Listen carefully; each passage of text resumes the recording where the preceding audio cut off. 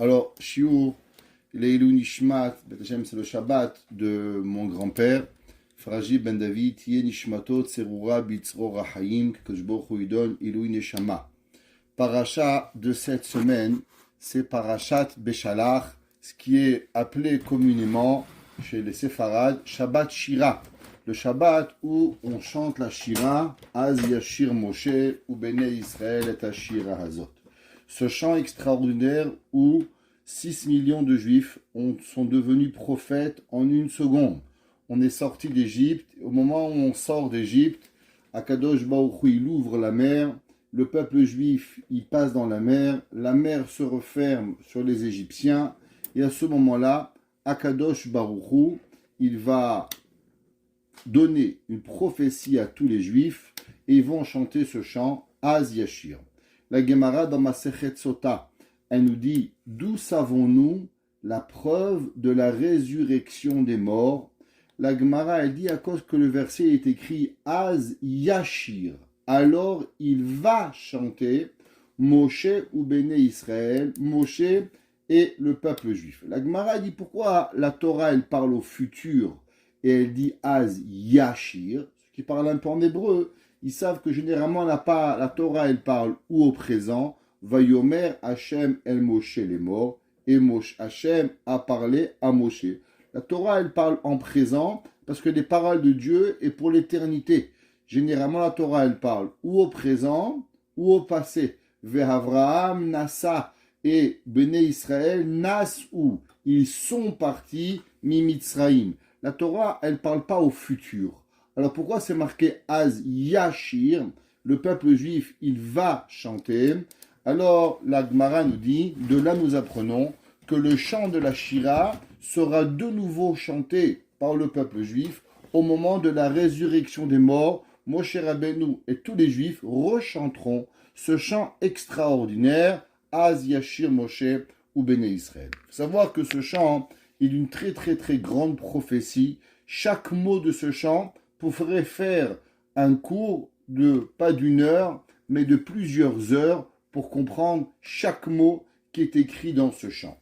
Aujourd'hui, on va s'arrêter sur un verset très important et que a priori, il n'a pas véritablement de sens littéral, et on va devoir utiliser la Kabbale pour pouvoir expliquer ce chant. Vous savez que la grandeur de la Kriyat Yam Souf, l'ouverture de la mer Rouge, a été, la Gemara nous enseigne, qui a été minimum 50 miracles il y a eu au moment du passage dans la mer Rouge.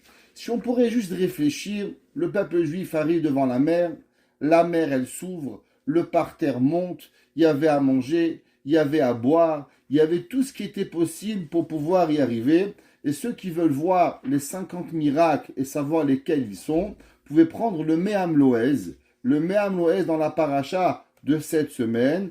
Alors il va détailler les 50 miracles qu'il y a eu au moment de la mer Rouge. Alors, vous savez, généralement, quand on parle de quelque chose, alors on parle du plus grand miracle qui va exister. Et sur ça, on va en faire le summum de la Shira du chant. Alors, si on prend les premiers mots de la paracha, de la Shira dit comme ça. Az Yashir, alors il chantera. Moshe ou Béné Israël, Moshe et le peuple juif, et Hashira Hazot, ce chant-là, l'Hachem, Akadosh Baruch Hu, Vayomru les morts. Et ils diront ainsi, en parlant, Ashira l'Hachem, chantons pour Dieu, qui ga'o ga'a. Car Akadosh Baruch Hu s'est enorgueilli. Intéressant, on ne voit pas souvent le mot Akadosh Baruch Hu, il est orgueilleux. Généralement, l'orgueil, on en a parlé hier dans le cours dans Teilim, l'inverse, l'orgueil est quelque chose de mauvais. Comment c'est possible que là c'est marqué Ashira l'Hachem, chantant pour Dieu, qui ga'o ga'a, car Dieu il s'est orgueillé, sous verochevo, le cheval et sa charrette, son chariot, Rama Bayam, il a levé dans la mer. Intéressant que la Shira nous parle d'un cheval. d'une charrette qui a été élevée dans la mer et bien sûr qui est tombée. On va voir tout de suite dans Rashi qu'est-ce que ça veut dire. Mais avant on va voir, il y avait les femmes à ce moment-là, eux aussi ont chanté. Les femmes, eux aussi, c'est marqué Vatikach Myriam Hanevia. Et Myriam, la prophétesse, Achot Aaron, sœur de Aaron. Rashi nous dit pourquoi c'est marqué Achot Aaron. Est-ce qu'elle n'était pas la sœur de Moshe Rabbeinu? Pourquoi elle s'appelle Achot Aaron? Et là, Rashi nous ramène au nom du Midrash et la Gemara dans Masechet Sota pour nous dire que Myriam, elle était prophétesse avant même que Moshe Rabbeinu était vivant. Quand Aaron était né et Myriam était née et Moshe n'était pas encore là, c'est là que Myriam, elle est devenue prophète. Et là, Myriam va chantonner un refrain. Et quel est le refrain que toutes les femmes vont chanter? Nous dit la Torah, va tikach Myriam anivia achot Aaron et atof beyada. Et Myriam, elle va prendre le tambourin et elle va jouer de la musique. Beaucoup de questions. Pourquoi elle a pris un tambourin? Mais une réponse simple, c'est du fait que les femmes n'ont pas le droit de chanter devant des hommes. Et du fait qu'elles voulaient atténuer leur voix pour pas que les hommes reconnaissent les voix des femmes. Donc elles ont tambouriné avec le son pour camoufler un petit peu la voix des femmes. La Torah nous dit que toutes les femmes ont pris avec eux des tambourins et des articles de musique. Vata'an et Myriam. Et Myriam va dire à toutes les femmes, Shirou Lachem, chantons pour Dieu. Et là, on va s'arrêter sur un mot. Imaginez-vous qu'on est devant l'ouverture de la mer Rouge et je vous demande, messieurs, quel est le refrain à chanter? C'est quoi la chose la plus importante qui est arrivée dans la mer Rouge? Moi, j'aurais dit l'ouverture de la mer Rouge. L'ouverture que Akadosh Baruch Hu, il a ouvert la mer au moment où on en avait besoin. Ça, c'est le plus grand miracle qui puisse arriver. Et là, Myriam, par prophétie, elle ne chante pas l'ouverture de la mer Rouge. Et elle chante quoi? Kigao Ga'a. Car Dieu, il s'est enorgueilli, sous Verochevo, le cheval et le chariot, Rama Bayam, il a levé dans la mer. Encore une fois, les mêmes premiers mots qu'ils ont chanté les Béné Israël, sous Verochevo, Rama Bayam, alors on va les rechanter. Rashi tout de suite, il s'est posé la question, c'est quoi ce principe de sous Verochevo, le cheval et le chariot, Rama Bayam, il va élever dans la mer. Et là, Rashi nous dit, que veut dire sous Verochevo? Shenehem keshurim zebazé. À cause que généralement, quand on élève un cheval avec son chariot, eh ben le chariot, il va se déconnecter du cheval, ou bien le cavalier, il va tomber du cheval. Dit Rashi, Shnehem keshurim zebazé. Les deux étaient attachés l'un avec l'autre. Va'amaim ma'alim otam la Rome. Et les eaux levaient le chariot et les faisaient tomber en bas, et un Ifradim n'y tombait pas. Donc Rashi nous dit que le grand miracle, c'est que les Égyptiens étaient sur des chariots. Il y avait 600 chariots qui sont arrivés, et les 600 chariots montaient et descendaient. Cavaliers, cheval, charrette, tous collés ensemble, et personne n'était séparé l'un de l'autre. Vous comprenez bien que c'est un peu difficile à comprendre. C'est vrai que c'est un miracle, mais pourquoi spécifier ce miracle particulier plus que tous les autres miracles? Alors, avant qu'on continue, on va lire le Targum. Targum, c'est Rabbi, c'est Onkelos. Onkelos qui était un converti, neveu de grand César de Rome, qui va se convertir au judaïsme, et que son oncle César, il va essayer par tous les moyens de convaincre d'abandonner le judaïsme, et Onkelos va dire à son oncle, je n'ai fait que suivre tes pas. Tu m'as dit que si tu trouves un business que personne ne veut, alors achète-le. Eh bien, j'ai trouvé que le judaïsme, personne ne voulait, alors automatiquement, je l'ai pris. Et le Talmud raconte toute une histoire, comment Onkelos est arrivé devant le roi César. Et la Gemara nous enseigne qu'au moment où César au moment où Onkelos, a traduit la Torah, alors le monde entier a bougé, et Akadosh Baruch Hu a dit, Migila Razelebanai. Qui c'est qui a donné tous ces secrets extraordinaires à travers les commentaires de Onkelos? Onkelos n'a pas seulement traduit la Torah en araméen, mais sa traduction est une explication. Il y a eu deux grands personnages dans la Torah qui vont traduire la Torah en araméen. Le premier s'appelait Onkelos et le deuxième, Yonatan ben Uziel, qui était Talmide de Hillel un peu avant, 120 ans à peu près avant Onkelos, et les deux. La Torah va même interdire à Yonatan ben Uziel de traduire certaines parties de la Torah à cause qu'il voulait révéler des secrets profonds, entre autres la venue de Mashiach, et c'est pour ça qu'il y a certains prophètes qui ne sont pas traduits par Yonatan ben Uziel qui lui a été interdit. Alors vous savez qu'il y a une mitzvah chaque semaine qui est de lire 2 fois la Torah et 1 fois le Targum. 2 fois ce qu'on appelle Shne Mikra ve'echad Targum, lire chaque semaine la paracha, les versets 2 fois avec la traduction de Targum. Pour ceux qui ne comprennent pas le Targum, le Shulchan Aruch nous permet de lire Rashi, au moins de lire tous les Rashi pour avoir une compréhension, on va dire, pas profonde, mais au moins de pshat, de pouvoir comprendre véritablement les versets de la Torah. Alors dans le Targum, c'est marqué, quand il va traduire ces versets, et il dit comme ceci.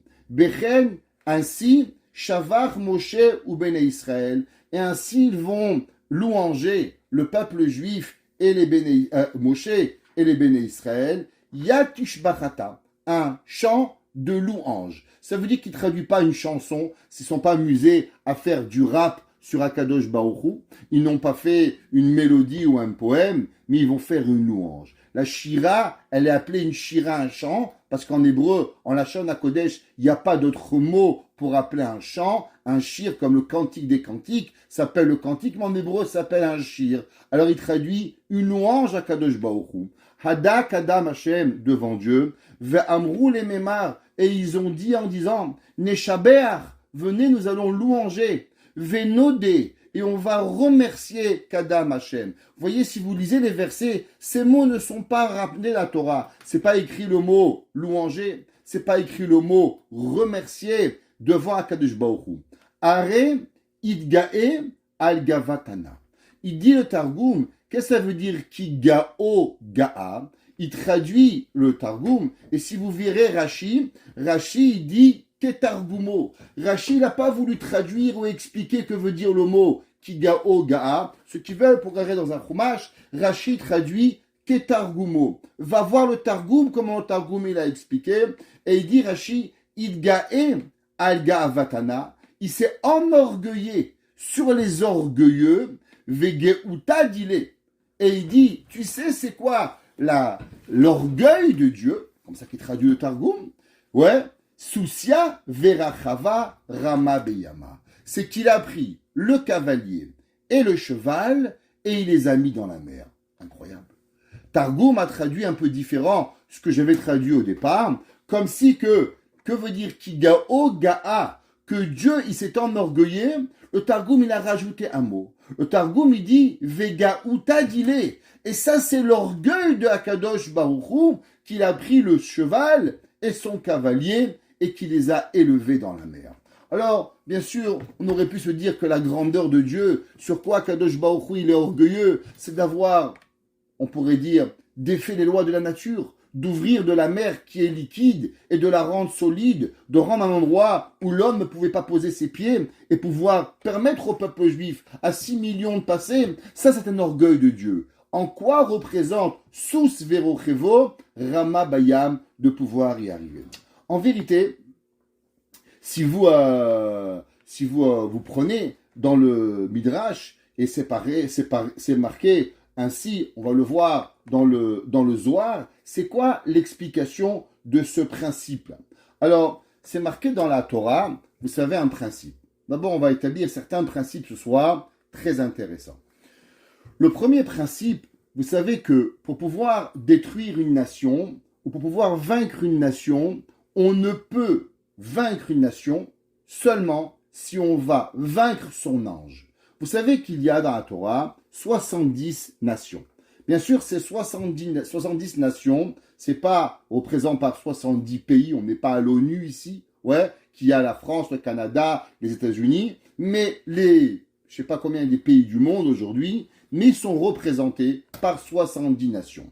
Ces 70 nations appartiennent 35 à Esav, ce qu'on appelle à Édom, à l'Occident, et 35 qui appartiennent à Ishmaël. Et ces 70 représentent un petit peu les 70 Rabbanim, Sanhedrin qu'il y avait. Ça veut dire que le monde représente toujours par ce chiffre 70 qui est, vous savez tous, ce qu'on appelle les Sheva Sfirot. On a parlé souvent des 10 sphères. Les 3 premières sphères, Chochma, Bina, Da'at, ne sont pas accessibles et il reste les 7 sphères du bas. Chesed, Gvura, Tiferet, Netzach, Od, Yesod, Malchut. Chacune des sphères a la dizaine, ce qui fait 70. Chacune des nations, elle est représentée par un ange. Et quand on veut combattre cette nation, on ne peut combattre la nation seulement et uniquement quand l'ange de la nation, il va tomber.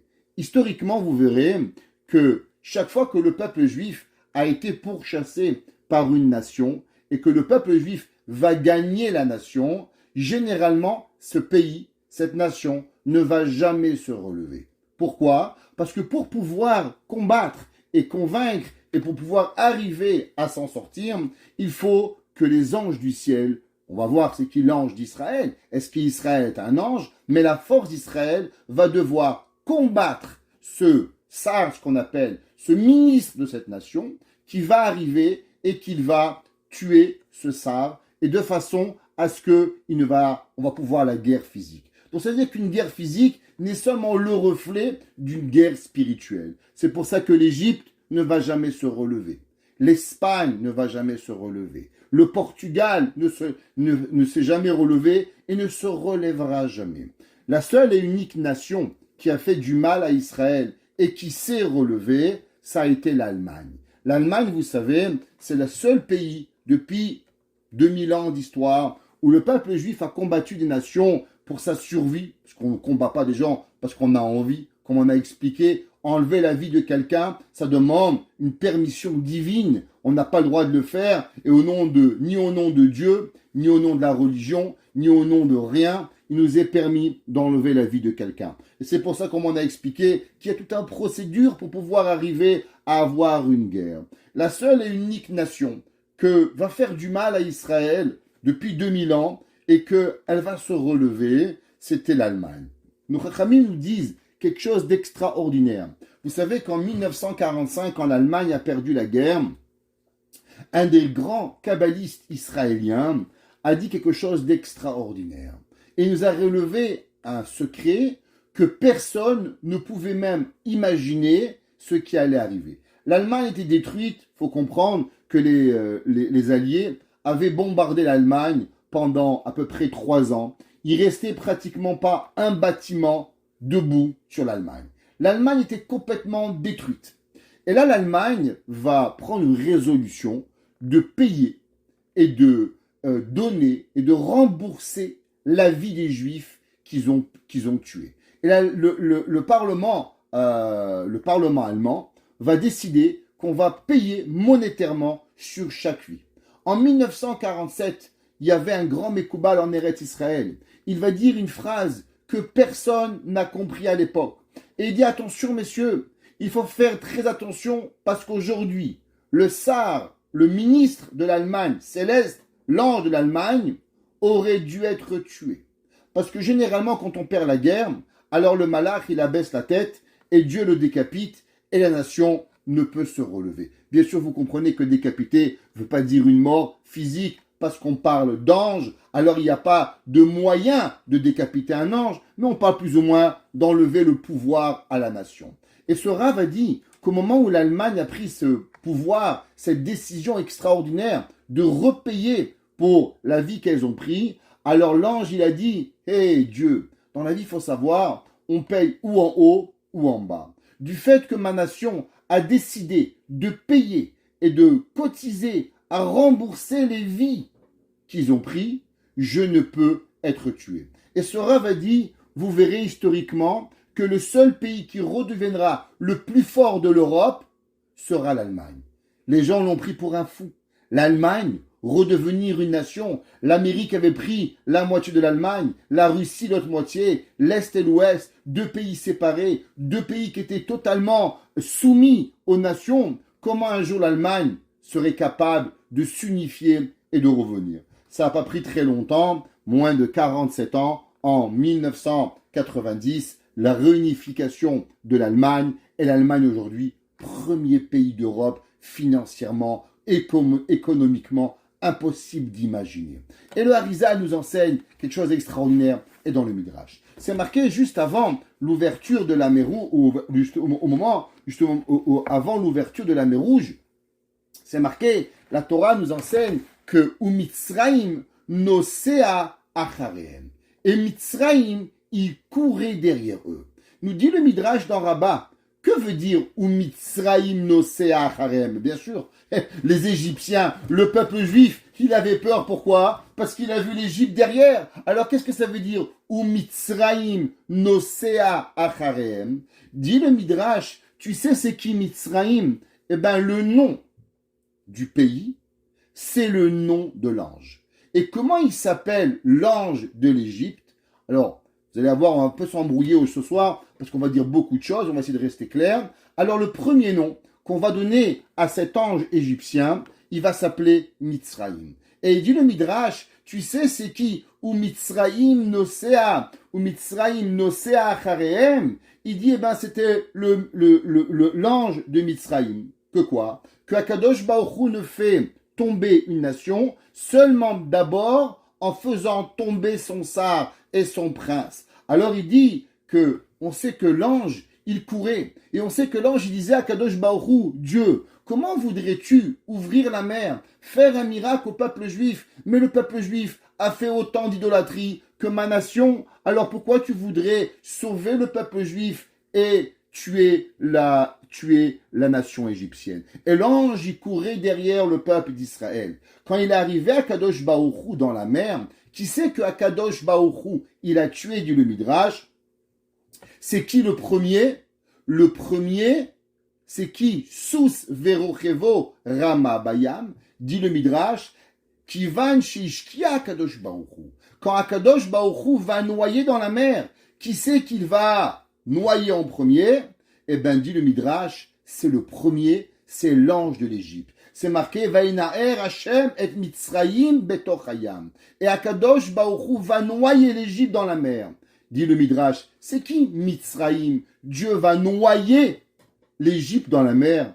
On ne parle pas de toute l'Égypte, parce qu'en Égypte, il n'y avait pas seulement 600 chevaux, il n'y avait pas 6000 charrettes, il y avait des millions de personnes. Alors qu'est-ce que ça veut dire que Dieu a noyé l'Égypte? Eh bien, dit le Midrash, l'Égypte ne représente pas la nation, mais le mot Mitzraïm en hébreu représente véritablement le sar, le malach qui est représentatif de cette nation. Et après cela, Akadosh Baruch Hu va punir Paro, va punir son armée, va punir ses chevaux, va punir toutes les personnes qui étaient avec eux, sous verochevo ze hasar shelahem. Il dit le Midrash, vous savez de qui on parle? Sous verochevo rama bayam, que Akadosh Baruch Hu, il a élevé le cheval et le cavalier et qu'il a rentré dans la mer. Eh bien, on parle du sar de Mitzrayim. Encore, il nous reste à comprendre pourquoi Akadosh Baruch Hu, c'est sa gloire qu'il va décapiter un ange. Les anges ne font seulement le service divin. On sait que comment Akadosh Baruch Hu va donner à chaque nation un petit peu une partie du monde. Alors, il y a deux midrashim. Le midrash nous dit que au moment où Akadosh Baruch Hu, il va créer le monde, alors Akadosh Baruch Hu, il va avoir une pensée de créer différentes personnes, parce que la différence fait partie de la vie des gens. Il y a des gens bons, des gens moins bons, des gens qui aiment A, des gens qui aiment B. Imaginez-vous si tout le monde aimerait les bananes, alors on n'aurait que des bananes sur terre. Si tout le monde aimerait les avocats, alors on n'aurait que des avocats sur terre. Akadosh Baruch Hu crée différentes façons. Et au moment où Akadosh Baruch Hu il va créer le monde, donc il va décider de créer 70 nations. Et sur chacun des 70 nations, Akadosh Baruch Hu, il va donner à chacun des anges une nation à s'occuper pour pouvoir arriver. Mais ces anges-là, ces princes, ne seront fictifs véritablement seulement beaucoup plus tard dans l'histoire. Seulement 1900 ans après la création du monde. Tout le monde connaît l'histoire extraordinaire de Dor HaPalaga. Que veut dire Dor HaPalaga? La génération de la séparation. Jusqu'à qu'il y avait le roi Nimrod. On sait qu'après que Noir va être dans le déluge, Noir va sortir de la Teva, il va repeupler la terre. Et là, quand il va repeupler la terre, il y avait une peur qui était dans l'esprit humain que Akadosh Baruch Hu recrée de nouveau un déluge. Et là, certaines personnes, entre autres le roi Nimrod, qui était à l'époque le grand roi, qui se prenait pour Dieu, avaient une envie de vouloir devenir le Dieu sur terre. Il va vouloir tuer Akadosh Baruch Hu, chas v'shalom. Alors il va créer une tour énorme pour pouvoir venir et avoir cette possibilité d'exterminer, ce serait possible, Akadosh Baruch Hu. Vous savez que la Gemara, tout le monde connaît ce Mahamar Chazal extraordinaire, que Akadosh Baruch Hu, bien sûr, il veut qu'on le respecte. Akadosh Baruch Hu, il demande seulement qu'on écoute sa volonté. Mais il y a une chose que Hachem respecte tout autant. C'est ce qu'on appelle la fratrie. Quand les gens sont aimants les uns avec les autres, ne sont pas en discorde, alors Akadosh Baruch Hu, il respecte. La Torah nous dit que malgré que au temps de Nimrod et Dor HaPalaga, la tour de Babel, les gens étaient mécréants. Les gens avaient une pensée de vouloir tuer Dieu. Imaginez-vous. Mais il en reste, c'est que ces gens-là avaient été unis. Et du fait qu'ils étaient unis ensemble, alors Akadosh Baruch Hu, à la place de les tuer, à la place d'envoyer seulement d'exterminer tout le monde, eh bien Akadosh Baruch Hu va punir les humains de 3 façons. La première façon, Akadosh Baruch Hu va tuer 1/3 des gens qui étaient plus ou moins les généraux de cette idée machiavélique de vouloir, chas v'shalom, tuer Akadosh Baruch Hu. Alors Akadosh Baruch Hu va en tuer 1/3.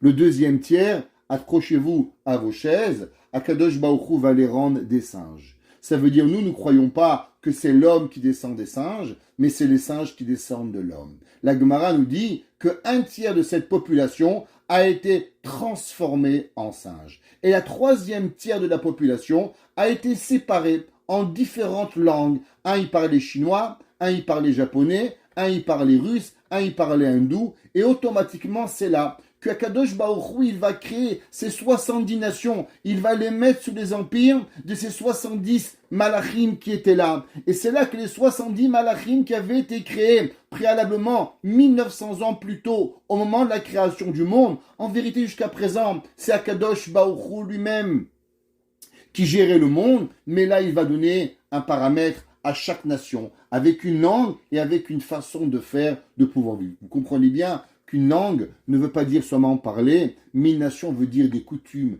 des mœurs différentes qu'ils vont avoir, et cela va être fait au moment de Dor HaPalaga qui vont arriver. Vous savez que le Ramban, il dit quelque chose d'extraordinaire. Et le Ramban, il dit la chose suivante. Il dit que toutes les nations du monde, elles sont gérées par un ange. Mais l'ange, qui c'est qui gère le Ham Israël? Qui c'est qui est notre malach? Malgré que vous allez voir souvent dans certains versets, comme si que Michaël, il s'appelle Sar Israël. Alors, on dit souvent Michaël, Sar Israël, ve'apotropos shel Israël. Ou bien Michaël, HaKohen Agadol, Sar ve'apotropos shel Israël. Une phrase très connue qui est écrite dans certains livres, bien sûr chez les Tunisiens, tous les matins dans la prière, désolé pour les Marocains, mais il en reste que dans le livre de Tefila de Ishmatzliach, vous verrez après les Birkot HaShachar, ce verset magique est écrit Michaël HaKohen Agadol, Michaël le grand prêtre, Sar, prince, ve'apotropos, est responsable du peuple juif. Est-ce que véritablement, nous aussi, nous sommes reliés à un Sar, ou bien nous ne sommes pas reliés à un Sar? Alors le Ramban dans Parashat Acharemot. Parashat Acharemot, c'est la paracha principalement qui parle de quoi? De Yom Kippourim. Du service du Kohen Gadol, où il rentrait dans le Kodesh HaKodashim pour servir Akadosh Baruch Hu, pour arriver à pardonner, expier tous les fautes de Am Israël. Et il dit le Ramban, avec votre permission, on va le lire et le traduire, parce que chaque mot du Ramban a sa profondeur extraordinaire. Et il dit le Ramban qui Hashem Anichbad, car le nom d'Akadosh Baruch Hu, Bara et Takol, Vesham Koach Tartonim Baelyonim. Vous savez que ça fait partie des obligations de la Emouna. Nous devons savoir et devons être sûrs qu'il n'existe rien, personne sur terre. Il n'y a pas une force qui bouge sans Dieu. Vous savez, nous on pense qu'on appuie un bouton sur le Zoom et automatiquement on est relié au monde entier, en France, en Angleterre, en Espagne, dans tous les pays où on est entendu. On pense que c'est naturel. Mais le Ramban nous dit que c'est impossible. Rien, aucune force n'est sans Akadosh Baruch Hu. Venatan alkol ve'am be'avotam egoyem kochav umazal. Et il dit le Ramban, sache que Akadosh Baruch Hu va donner ce qu'on va appeler de la chance, va donner une force, une étoile. Les goïms appellent ça, les nations du monde, ma bonne étoile. C'est vrai, chez les nations du monde, ils ont des bonnes étoiles. C'est vrai, les nations du monde, ils ont un malach ou une bonne étoile qui les protège. Yadoua Kacher Noda Bastonegilot. Et dit, regarde, tu peux voir, il y a dans les gens qui lisent, les astrologues, peuvent prédire énormément de choses. À savoir, est-ce que l'année va être bonne? L'année va être moins bonne? Est-ce qu'il va y avoir des récessions? Il va pas avoir de récession? Dit le Ramban, c'est vrai. Sache qu'il y a dans la force, Akadosh Baruch Hu a donné dans le monde certaines forces dans les nations du monde qu'ils ont et elles sont soumises à un mazal, à une chance, à une étoile particulière. Et c'est ça que c'est marqué dans le verset Asher chilek Hashem Elokecha otam lechol ha'amim. Akadosh Baruch Hu a partagé, a donné toutes les nations du monde.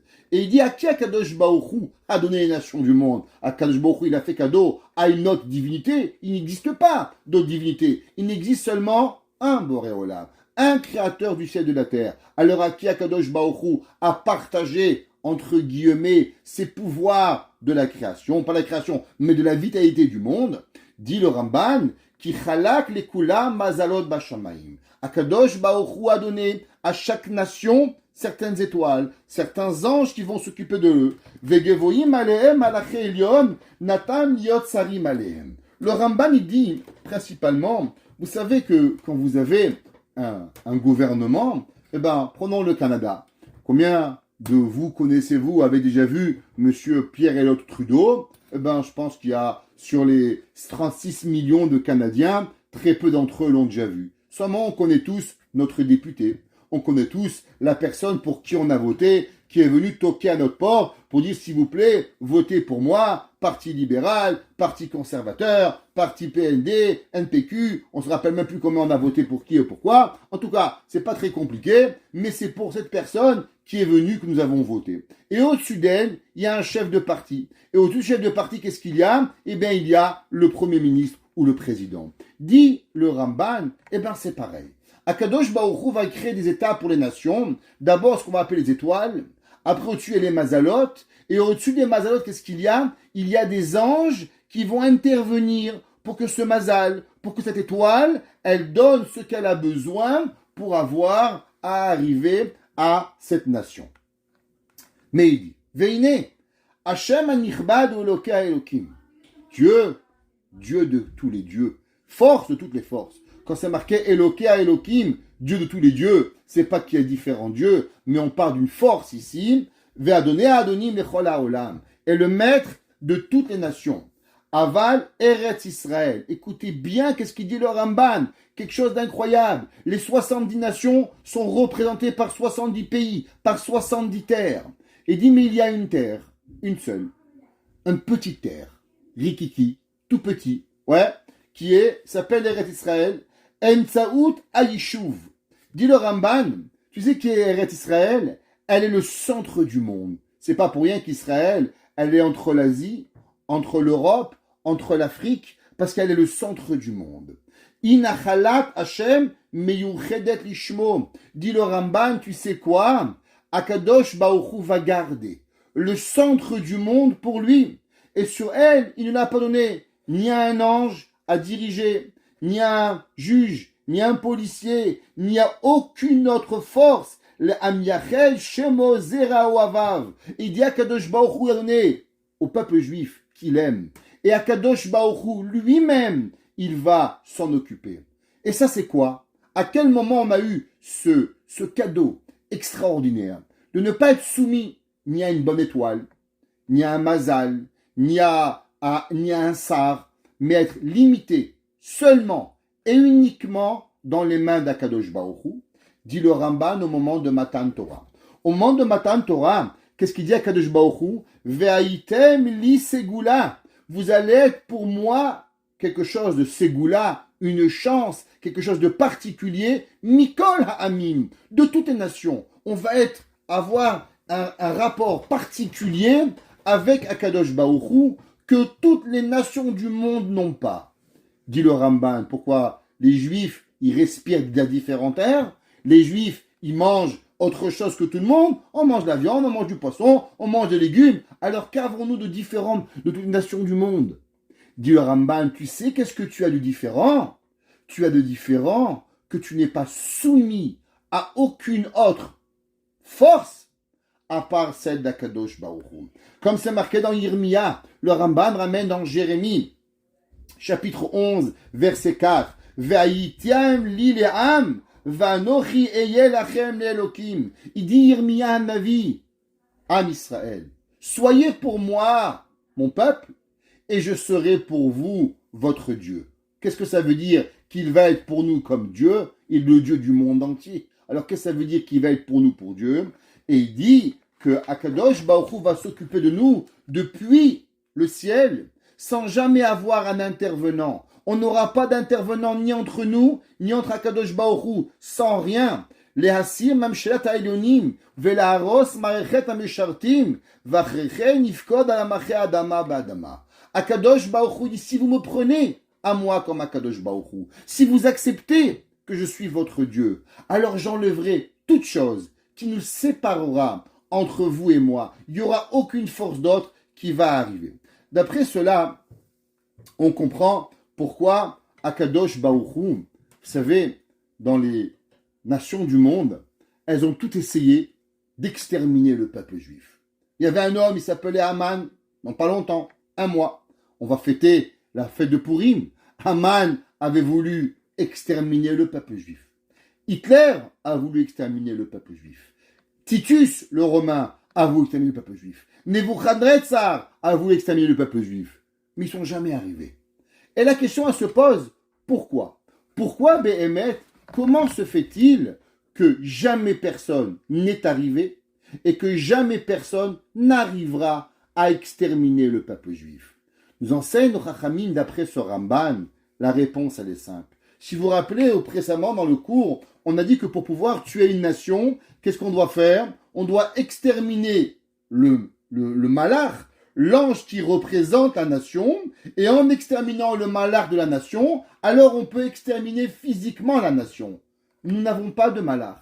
Du fait que Akadosh Baruch Hu, comment il s'appelle Dieu? Dieu, il s'appelle Havaya, était, est et sera. Akadosh Baruch Hu, il est éternel. Du fait que Akadosh Baruch Hu, il est éternel. Et du fait qu'il n'est pas possible à personne de tuer Akadosh Baruch Hu, parce qu'il n'y a pas de monde. Dieu ne peut pas être tué, ne peut pas être enlevé.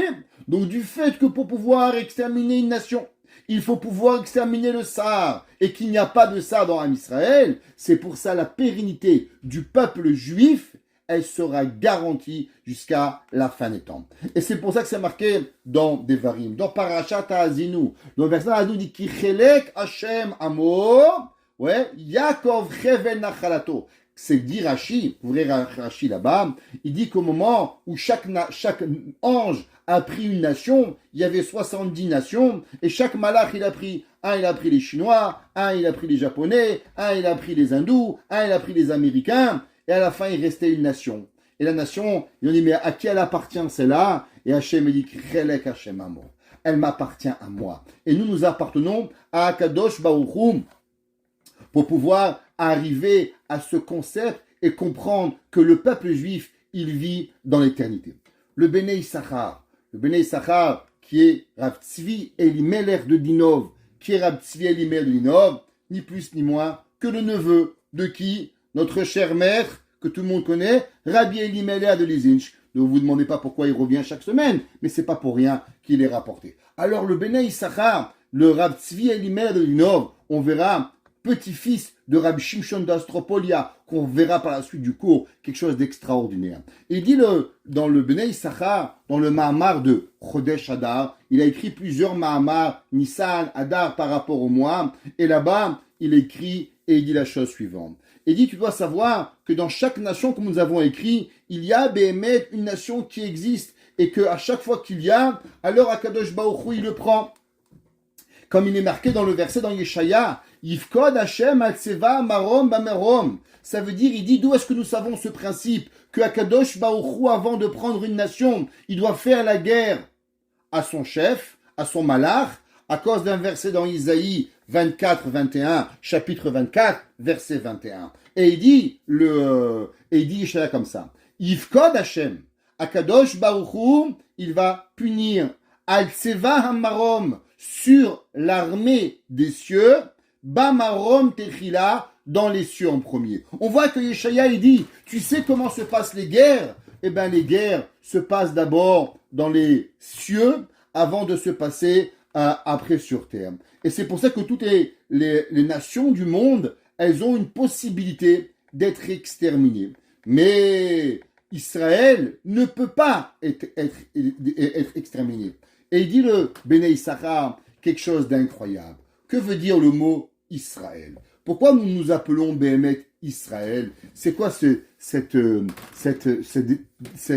mot Israël? Alors il y a plusieurs explications. On sait que le mot Israël vient du mot Yesh Shishim Ribo Otiot Torah. Ce sont les acronymes qu'il y a 600 000 lettres dans la Torah. Mais le Bnei Issachar dit quelque chose d'extraordinaire. Il dit, que veut dire Israël? Israël est un mot conjoncture de deux mots, qui veut dire li, roche. À moi, la tête. À moi appartient cette nation. La roche, qui veut dire le début. Iti orto arosh amiyuchot malchuto bekol mashala. À moi, Kadosh Baruchu, du fait qu'elle est à moi, Israël, alors elle est en haut. Elle fait partie de la tête de la création du monde. Et c'est pour cela, nous dit le Bnei Issachar, du fait que Israël s'appelle l'Irosh, alors automatiquement, Akadosh Baruch Hu, on va pouvoir, nous le peuple juif, vivre l'éternité. On va voir dans Parashat Bechukotai. Vous savez que Parashat Bechukotai, il y a là-bas des malédictions. Bien sûr, elles sont sous condition si on ne fait pas la Torah. Mais Akadosh Baruch Hu, là-bas, il donne des malédictions qui sont sévères. Mais à la fin, Akadosh Baruch Hu, il dit attention. Il dit Ve'af gamzot. Il dit Akadosh Baruch Hu, sachez mon peuple juif, malgré que je vais vous mettre quelques claques, et ça va faire mal. Historiquement, on en a pris pas mal déjà. Ouais. Il dit le verset Biotam be'eretz oivehem, quand vous serez dans les terres de vos ennemis. Dit Akadosh Baruch Hu, lo me'astim. Je ne serai pas écœuré de vous. Velo ga'altim. Et je ne vais pas vous vomir. Les chalotam pour vous exterminer. Les affaires beriti itam. Ki ani Hashem elokechem. Car je suis votre Dieu. Et la question elle se pose, qu'est-ce que ça veut dire ce verset? Qu'est-ce que ce verset il veut dire? Akadosh Baruch Hu, dis attention, je vais te mettre des claques, je vais te punir, je vais te faire. Mais t'inquiète pas, je ne vais pas te détruire et je ne vais pas être écœuré de toi, car je suis ton Dieu. Eh bien, la réponse, elle est simple. Akadosh Baruch Hu dit, du fait qu'il n'y a pas de nation, il n'y a pas de prince dans le peuple juif, le seul malach, le seul force, elle vient directement d'Akadosh Baruch Hu, qui a ni Hashem Elokechem, car moi je suis votre Dieu, moi je suis votre force, et ici on va employer souvent le mot Elohim, mais pas comme divinité, mais comme force. Alors Akadosh Baruch Hu dit, qui a ni Hashem, Shem, c'est Havaya, Yud Kevavke 26, Elokechem, votre Dieu, et c'est pour ça qu'il va arriver. C'est pour ça que dans la Tefila de Harvit, dans la bracha qui est, que les Marocains disent, Yiru enenu, là-bas on dit, El Chai Vekayam, Akadosh Baruchu, El, Dieu, Chai Vekayam, il vit à l'éternité, Tamid Yimloch Alenu, alors il sera toujours roi sur nous, Leolam Vaed, en tout jamais. Quel rapport? Du fait que Akadosh Baruchu, il vit à tout jamais, et du fait que nous sommes sa nation, alors automatiquement, le peuple juif, il vivra à tout jamais, parce que nous n'avons pas d'intermédiaire avec nous. Pour comprendre ce qu'on a expliqué, qu'est-ce que c'est ce principe que Ashira Lachem, Ki Gao Ga'a, Sus Verochevo Rama Bayam. Alors, il y a un sefer qui s'appelle, le livre s'appelle Sefer Karnaïm, qui a été écrit par Rabbi Shimshon Miastropolia. Qui était Rabbi Shimshon Miastropolia? Rabbi Shimshon Miastropolia, il a vécu dans une ville pas loin du Maroc, pour ceux qui connaissent, ça s'appelle l'Ukraine, pas très loin, 10 000 km. Et là-bas, il vit dans une ville qui s'appelle Polnoa. Et juste à côté, et ce Rav était un grand Mekoubal, il est né en 1600. Et il va mourir en 1642, 42 ans. Il va mourir massacré à ce qu'on appelle les Xérotes de Tarvetat. Vous savez qu'il y a eu 2 ans où malheureusement les Cosaques, au XVIIe siècle, ils vont exterminer énormément de Juifs. Rab Shimshon Miastropolia, 3 ans avant, déjà en Tafé, il va en 1639, il va prédire les massacres de 1642. Et il va demander à tout le monde d'essayer de faire teshuva. Et dans toute l'Ukraine, la Russie, la Pologne, il va y avoir énormément de teshuva qui va être faite pour abolir le décret de l'extermination du peuple juif. En 1942, le Rav Shimshon Miastropolia va dire qu'il n'est pas arrivé, malgré la teshuva des gens, d'arriver à pouvoir enlever ce décret. Et il va rentrer à la synagogue avec 300 personnes et malheureusement, il va être tué. Rav Shimshon Miastropolia, il va être avant la chassidoute, il va être l'aïeul du Baal HaToldot, Rabbeinu Yaakov Yosef de Polnoa, le aïeul 5e génération de Rab Tzvi Elimelech de Dinov du Béné Issachar qu'on a parlé. Et là-bas, il va donner un secret extraordinaire. Il était un Mekoubal incroyable. Et le Harizal, le chef de la Kabbalah, le Harizal, venait dans ses rêves lui expliquer les parties compliquées de la Kabbale. Tout le monde connaît la fameuse lettre de Rab Shimshon Miastropolia qui a été écrite, qu'on dit la veille de Pessah, et que tout celui qui l'a dit la veille de Pessah, alors il est garanti de ne pas mourir d'une mort bizarre durant toute cette année. Et là-bas, il dit, quel est véritablement le nom du Malach de Mitzrayim? On a dit au début du cours, et je ne change pas d'avis, et on verra comment on va mettre le Midrash et la Kabbale ensemble, le Midrash dans Bereshit Rabbah et la Kabbale de Rabbi Shimshon Miastropolia. Nous dit le Rabbi Shimshon Miastropolia dans son Sefer Karnaïm, dans l'enseignement 13, Mahamar 13, Yud Gimel, là-bas il dit la chose suivante. Il dit, quel est le nom Béhémet du Malach de l'Égypte? Alors lui, il donne un autre nom. Il dit pas que ça s'appelle Mitzrayim, mais il dit qu'il s'appelle Sorev. On va voir d'où vient ce mot Sorev, et il dit pourquoi il s'appelle Sorev, et que veut traduire le mot Sorev. Il dit d'abord, il faut comprendre que si on pourrait déterminer l'Égypte et Pharaon de l'époque, si vous donnez lui un adjectif, eh bien, c'est un refuseur. Ça veut dire que Moshe Rabbeinu vient chez lui, libère le peuple juif, 1 fois, 2 fois, 3 fois, 4 fois, 5 fois, 6 fois, 7 fois, 8 fois, 9 fois, 10 fois, il comprend toujours pas. L'explication de l'Égypte, si on pourrait dire un mot qui qualifierait l'Égypte, la qualification de l'Égypte, c'est pas PSG contre Reims qui ont perdu, mais la qualification de l'Égypte, c'est son rêve, de refuser.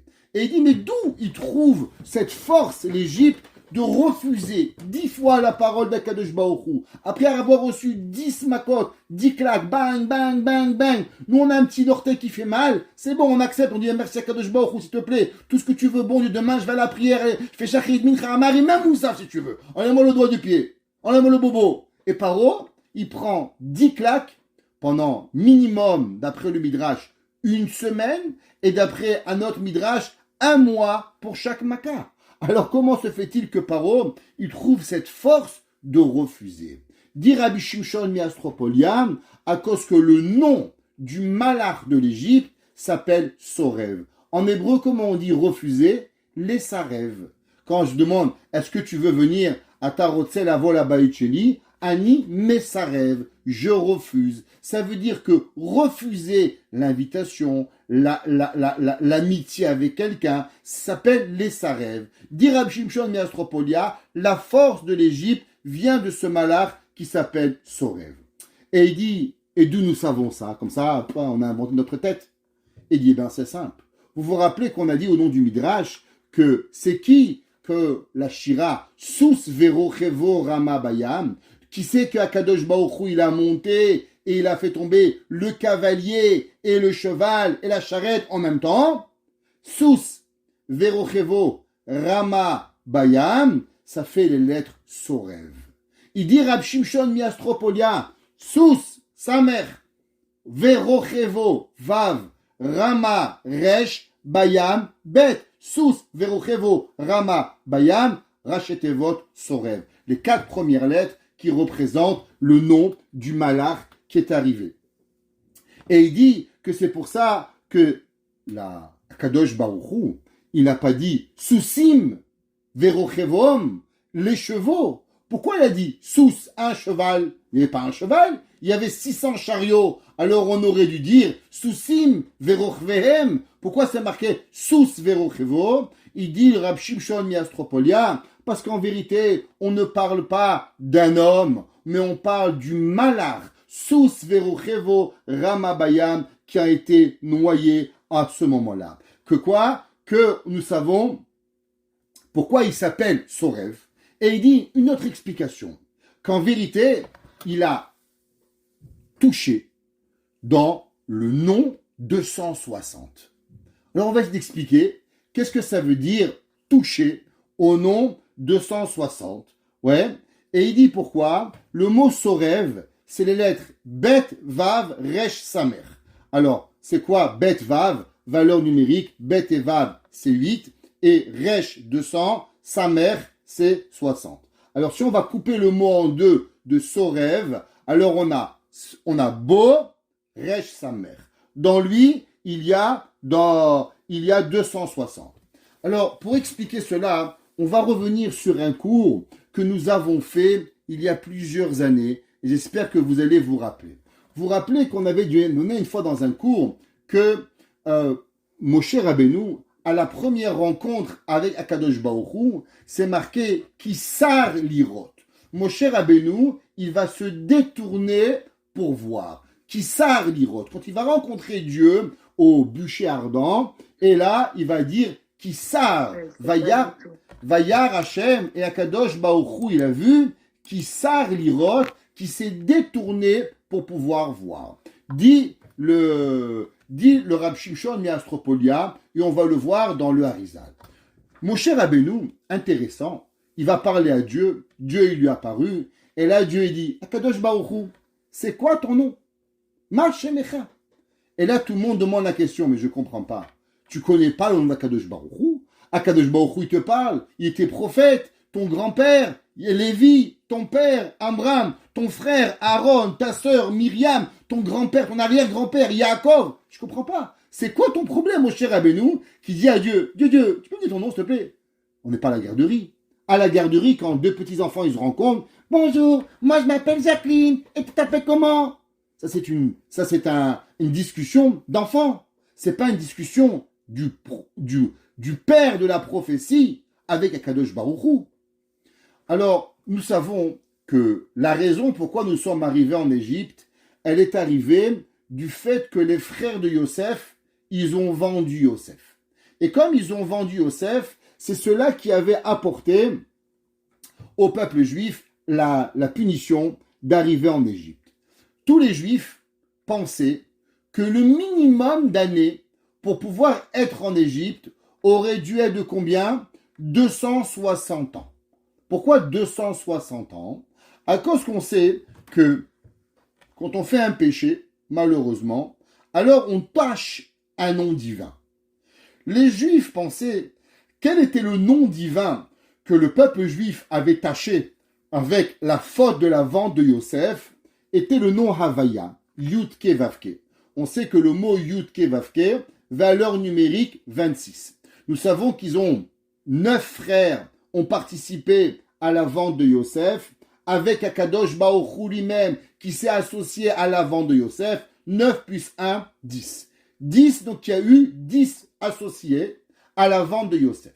À cette vente de Yosef, les frères de Yosef pensaient qu'ils arrivaient en Égypte maintenant, et que du fait qu'ils avaient tous participé à cette vente, alors automatiquement, ils devaient rester minimum 260 ans en Égypte. Pourquoi 260 ans? Parce que 26 à la dizaine, ça fait combien? Ça fait 260. C'est pour ça qu'au moment où Moshe Rabbeinu, il va rencontrer Akadosh Baruch Hu, qui Sar Lirot, Sar, valeur numérique 260. Il dit, mais je ne comprends pas, il y a un problème. Quel est le problème? Le problème, il est que Akadosh Baruch Hu, dit Moshe Rabbeinu, il dit, mais attends, Akadosh Baruch Hu, tu voudrais bien m'expliquer comment c'est possible? Tu veux libérer le peuple juif après 210 ans, mais si nous avons fauté en versus le nom d'Akadosh Baruch Hu de Shem Havaya Yudke Vavke, alors automatiquement, on doit rester combien? 260 ans. Alors il dit, Marchemecha, si c'est comme ça et que tu veux libérer le peuple juif, ça veut dire qu'en vérité ton nom n'est pas Yudke Vavke. Ton nom est un autre nom, parce que c'est sûrement cet autre nom que le peuple juif il a staché pour pouvoir sûrement sortir avec combien? Avec 210 ans. Et Dieu lui dit, bien sûr, mon nom, Yudke Vavke, ne peut être taché. Pourquoi? Parce que le nom d'Akadosh Baruch Hu, Shem Havaya, Akadosh Baruch Hu nous enseigne qu'il ne peut être, parce que le verset est dans Malachi, j'adore ce nom Malachi, si vous savez pourquoi, le verset dit, Ani Hashem lo shaniti. Ve'atem beni Yaakov lo chilitem. Il dit le verset dans Malachi en français, Malachi, chapitre 3, verset 6, il dit Ani Hashem, moi Kadosh Baruch Hu, Yudke Vavke, lo shaniti. Je ne peux changer. Pourquoi tu ne peux changer? Parce que Kadosh Baruch Hu, que veut dire le nom Havaya? Est, était et sera. Akadosh Baruch Hu, il est intouchable. Il ne peut pas être changé. Alors Akadosh Baruch Hu, on ne peut tacher et entacher le nom Havaya. Alors Moshe Rabbeinu lui demande, est-ce que tu peux m'expliquer c'est quoi ton nom? Et là il dit, bien sûr je peux t'expliquer. Eheye.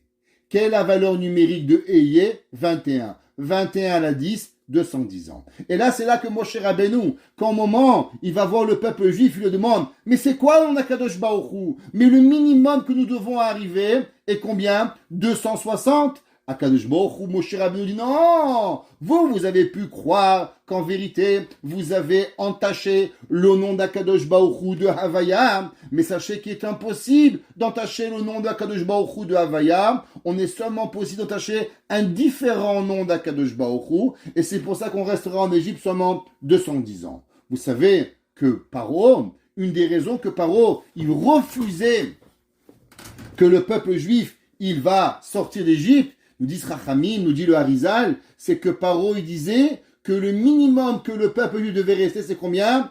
260. Pourquoi il devait rester 260? À cause que le nom du malard de l'Égypte, il s'appelle comment? Sorev. C'est quoi Sorev? Bo Resh Samer. Qu'est-ce qu'il a fait principalement Mitzraïm? Pourquoi Mitzraïm va courir derrière les Béné Israël? Vous savez que le mot Mitzraïm, généralement, le Yud même représente un pluriel. Quand on veut parler d'un singulier, on dit Yad, Yadaïm, Enaïm, Aïn et Naïm. Le Yud même, il représente le pluriel. Alors pourquoi, Béhémet, on va trouver que le malard de Mitzraïm, il s'appelle pas Mitzri? Et pourquoi il s'appelle Mitzraïm? Que veut dire le mot Metzer? Alors vous savez tous que, en vérité, la force de l'Égypte, c'était cette force qui étranglait. Min ha-metzar karatika. Mitzraïm, elle avait cette force d'empêcher toute personne de rentrer et de sortir de l'Égypte sans sa permission. Alors, vous savez, qu'est-ce que c'est le mot Mitzraïm? Le mot Mitzraïm ou Mitzraïm nosea achareem, que représente Mitzraïm? Nous dit Rab Shimshon de Astropolia que Paro, qui était en vérité le représentant de Sorev. Sorev, c'est l'ange qui veut que nous restons en Égypte combien? 260 ans minimum. Alors il dit, mais il nous manque combien? Alors un petit peu de mathématiques pour tout le monde. Quelle est la math de 260 à 210? Il manque combien? 50, pas compliqué, ok? Alors, maintenant, si vous faites Metzer Yam, Metzer veut dire emprisonné. Yam, c'est combien? 50. Pourquoi ou Mitzraïm nosea achareem? Que veut dire ou Mitzraïm nosea achareem? Dire Rab Shimshon Miastropolia, c'est que l'Égypte dit attention, il manque encore 50 ans. Comment vous avez parti et vous avez rebellé et décidé de partir après 210 ans, mais il vous manque encore combien? Il vous manque encore combien? 50 années. C'est pour ça que Mitzraïm, Milachon, Metzer Yam, vous devez être enfermé encore pour combien? Pour 50 années. Ou Mitzraïm nosea achareem, qui voulait revenir.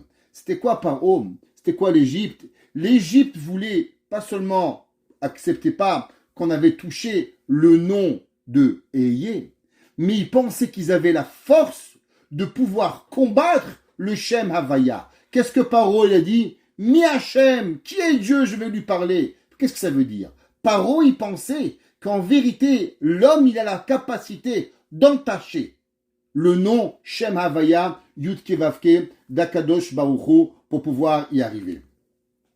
Alors, vous savez que c'est marqué dans la Torah que Akadosh Baruch Hu, il dit, ou Paro écrive, Paro s'approche du peuple juif, Vaïsou bene Israël et enehem. Et le peuple juif, il a levé les yeux vers Akadosh Baruch Hu. C'est quoi Vaïsou bene Israël et enehem? Pourquoi? C'est quoi? Alors vous savez qu'en hébreu, chaque mot, il a une valeur numérique. Alors si vous prenez la valeur numérique de Aïn, quelle est la valeur numérique de Aïn? Aïn, si on écrit être Aïn, c'est Aïn, Yud, Nun. Alors Aïn, valeur numérique 70. Yud, 10, ça fait 80. Et le Nun, 50. 80 et 50, ça fait combien? Allez, 130. Je fais un petit cadeau ce soir. Maintenant, du fait que c'est marqué Vaïsou, Béné Israël et Enehem, donc on parle 2 fois Aïn. 2 fois Aïn, ça fait combien? 130 fois 2, ça fait 260. Ça veut dire, dit la Torah, que les Béné Israël, ils ont levé leurs yeux vers qui? Ils ont levé leurs yeux vers Akadosh Baruch Hu. Que Akadosh Baruch Hu, c'est lui qui va les sauver. Parce que le Shem Havaya, c'est lui qui n'a pas été entaché. Et du fait qu'il n'a pas été entaché, alors automatiquement il pouvait sauver le peuple juif. On va accélérer un petit peu. C'est pour ça que c'est marqué qu'au moment où Moshe Rabbeinu il parle au peuple juif et il dit Itiatzez-vous, levez-vous, Urehu, et regardez, et Yeshuat Hashem. Comment est écrit le nom Akadosh Baruch Hu? Yudke Vavke. Pourquoi Yudke Vavke? 26. Parce que le chiffre 26, c'est celui qui va combattre le malach qui s'appelle Sorev, que lui veut combattre le peuple juif et laisser le peuple juif encore 260 ans. Et c'est pour ça que Moshe Rabbeinu dit Urehu et Yeshuat Hashem, de pouvoir y arriver. Et maintenant pour clôturer, et parce qu'il est tard, et si je vous dis combien de fois il y a dans la Shira le nom d'Akadosh Baruch Hu, eh bien vous ne serez pas surpris que dans la Shira il y a 10 fois le nom de Dieu. Quelle fois? Le Shem Havaya. Pourquoi il y a 10 fois le nom de Dieu? Parce qu'au moment où le peuple juif il va comprendre qu'en vérité, la guerre qu'il y avait entre Dieu et le malach Sorev, c'était par rapport au nom d'Hachem, 26, par rapport à savoir, est-ce que nous avions entaché le mot Eyé ou le mot Havaya, et que le mot Havaya ne peut être entaché parce qu'il veut dire était et sera. Alors, en remerciant Akadosh Baruch Hu, Alors c'est pour ça qu'ils vont chanter dans la Shira 10 fois le nom d'Akadosh Baruch Hu. Hachem, Hachem, Hachem, Hachem, par rapport à chaque fois qu'ils vont chanter ce nom-là, alors ils vont couler un dixième de qui? Du malard de Sorev, Beau Sar, Beau Ras, que lui il est Béhémet, la force de l'Égypte. Et le nom d'Akadosh Baruch Hu. Et on terminera avec quelque chose d'extraordinaire. Vous savez que c'est marqué que Akadosh Baruch Hu, il a créé le monde. Au début, il voulait créer le monde avec le Shem Elohim, mais après, il a créé le monde avec le Shem Havaya. Nous disent nos kabbalistes, pourquoi Akadosh Baruch Hu, il a commencé à créer le monde avec le Shem Havaya et pas avec le Shem Elohim? Parce que le Shem Elohim, il peut être entaché. Et s'il peut être entaché, alors malheureusement, on aurait pu créer un dommage dans le monde à l'éternité. Tandis que le Shem Havaya ne peut être entaché, alors pour la pérennité du monde, c'est pour ça que Akadosh Baruch Hu, Beyom Asot, Hashem Elohim, Akadosh Baruch Hu, il va être obligé de commencer la création du monde avec le nom Hashem, de façon à ce que le nom de Dieu ne peut être entaché, et si le nom d'Akadosh Baruch Hu ne peut être entaché, alors la pérennité du monde pourra exister. Et ça, c'était la guerre qu'il y avait entre Sorev, Mitzraïm, Akadosh Baruch Hu, et c'est pour ça que Moshe, Vayasar lirat, qui sar lirot, Moshe Rabbeinu, il a utilisé cette force de sar. C'est quoi cette force de sar? C'était véritablement la contre-guerre de Sorev, le malach de Mitzraïm, qui voulait à tout prix entacher le nom d'Akadosh Baruch Hu. Akadosh Baruch Hu Beishoto Berachamav Barach. On sait que le mot 26, c'est la Rachamim, que nous pouvons tâcher. Alors c'est elle qui apportera la Géoula. Bimera Beyamenu. Amen.